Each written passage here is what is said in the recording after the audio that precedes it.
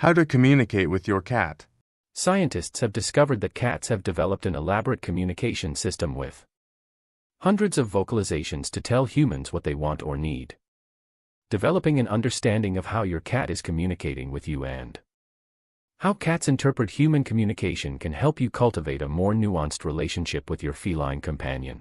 Method 1. Reading cat body language. Like dogs, cats communicate with the positioning and movement of their tails.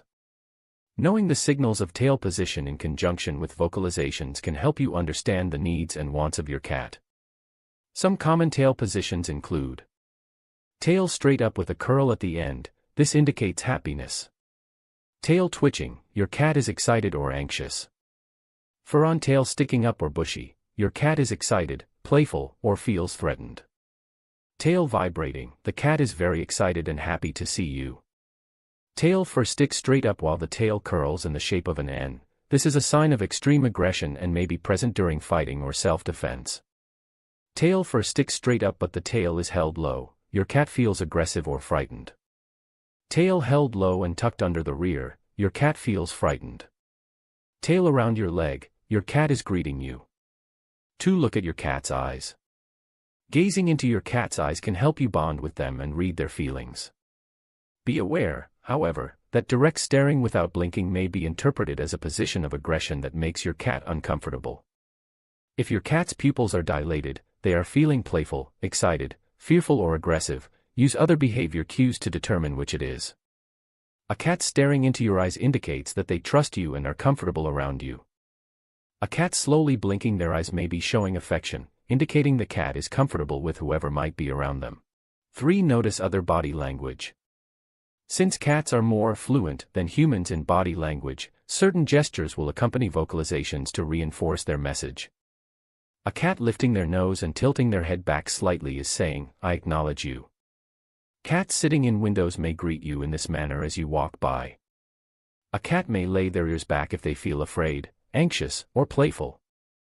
This may also be seen when cautiously sniffing something they want to know more about. A cat who flicks their tongue out slightly and licks their lower lip is worried or apprehensive.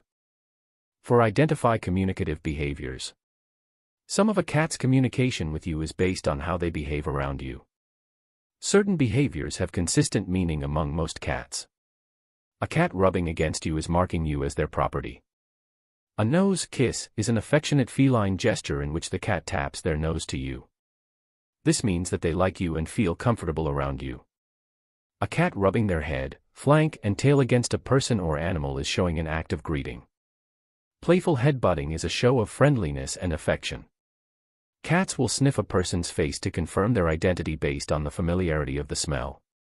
A cat will rhythmically knead with their paws, alternating between the right and left feet, as a sign of happiness, contentment, or playfulness. Kneading is an indication that your cat knows and trusts you.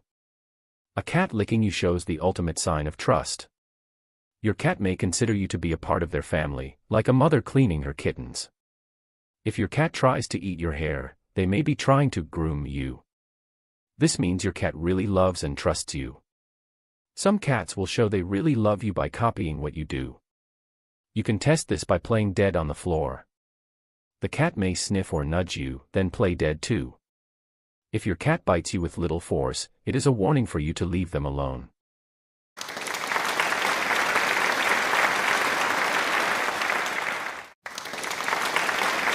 Is a fascinating journey. In this guide, we'll delve into the intricate world of how to communicate with your cat.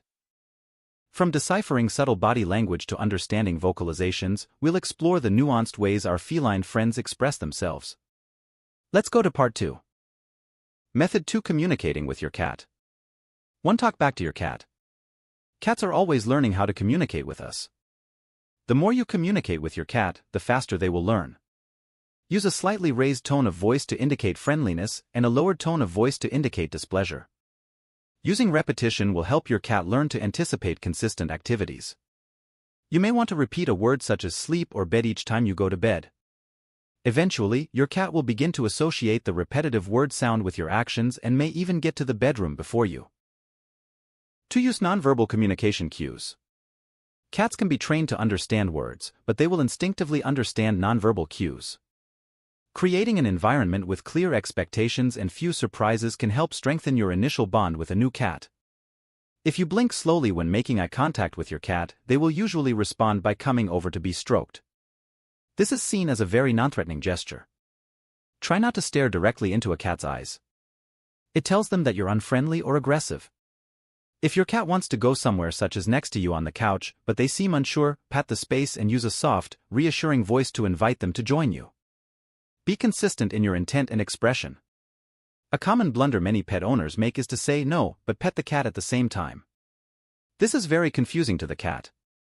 So for example, if you want your cat to go away, a firm later and a very gentle push, without showing affection, will let the cat know that their presence is not desired at this time. Most cats will try 2 to 3 times to invade a person's space, often from different directions. When saying a later, be patient. Never yell at or physically discipline a cat. This only frightens and angers the cat and is counterproductive. Instead, to show displeasure, you can add a hard edge to your voice. The cat will pick up on that and sense unhappiness. 3. Deliver commands to your cat. Being consistent with the wording, tone, and other accompanying signals while giving your cat training commands will help both of you agree on and understand clear expectations. Develop a commanding tone to use with your cat when they are doing something that you consider to be wrong. Use a voice that comes naturally to you and can be replicated easily, but that is also distinct from your everyday talking voice. If you use this voice sparingly but seriously, your cat will learn to associate the voice with the idea that they are displeasing you. Make a quick and sharp hiss or spit sound as a no command. This is similar to the sound made as a correction or warning in a cat language, and using it can communicate your intent more clearly to your cat. With patience, cats can be trained to respond to commands, much the same as for dogs. You can even teach your cat to shake your hand. Method 3. Listening to your cat. 1. Understand how and why cats communicate. Vocalizing is generally not your cat's preferred mode of communication. A cat's first language consists of a complex system of scent, facial expression, complex body language, and touch. Cats soon realize that we don't understand the nonverbal signals they send to each other, so they vocalize in an attempt to communicate in our language. By observing which sounds elicit which actions from us, a cat is always learning how to make requests or demands. 2. Observe meowing circumstances. If you watch what your cat is doing when they meow, you may be able to distinguish which meows are associated with which requests or protests. While specific meows can vary from cat to cat, there are certain types of sounds that are usually associated with specific cat emotions, such as purring or hissing. The short meow is used as a standard greeting and general acknowledgement. Multiple meows indicate excited greetings. You may notice a more enthusiastic greeting with increased meowing if you have been gone for a longer period of time than usual. A mid-pitched meow may indicate a plea for something like food or water. A longer, drawn-out mrug is a more persistent demand for a need or want. A low-pitched emruo indicates a complaint, displeasure, or preparation to fight. A loud, lower than mid-pitched meow often signals more urgent begging for something such as food. 3. Identify common non-meowing cat communication. While meowing is the sound that we most often associate with cat vocalization, cats make other common sounds as well. Purring, a throaty vibrating sound, invites close contact or attention. While cats can purr for a variety of reasons, purring is most commonly associated with contentment. Hissing is a cat's clearest sign of aggression or self-defense. It indicates that your cat is very unhappy, feels threatened or frightened, or is fighting or preparing to fight. 4. Notice other specialized vocalizations. While other types of vocalizations may be rarer than meowing, hissing, and purring, understanding them can help you interpret your cat's communications more fully. A high-pitched screech, roro, often indicates anger, pain, or feeling fearful. A chattering sound can be a sign of excitement, anxiety, or frustration. A chirrup or trill, a cross between a meow and a purr with a rising inflection, is a friendly greeting sound, often used by a mother cat to call to her kittens.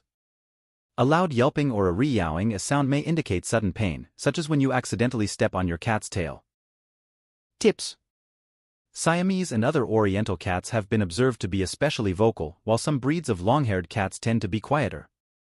Of course, exceptions always exist. The cat might go into hiding and will only come out either when it is alone or it hears a reassuring voice. Sitting crisscross on the ground and looking at the cat is a sign that you are welcoming the cat, so they may come up for you to stroke them.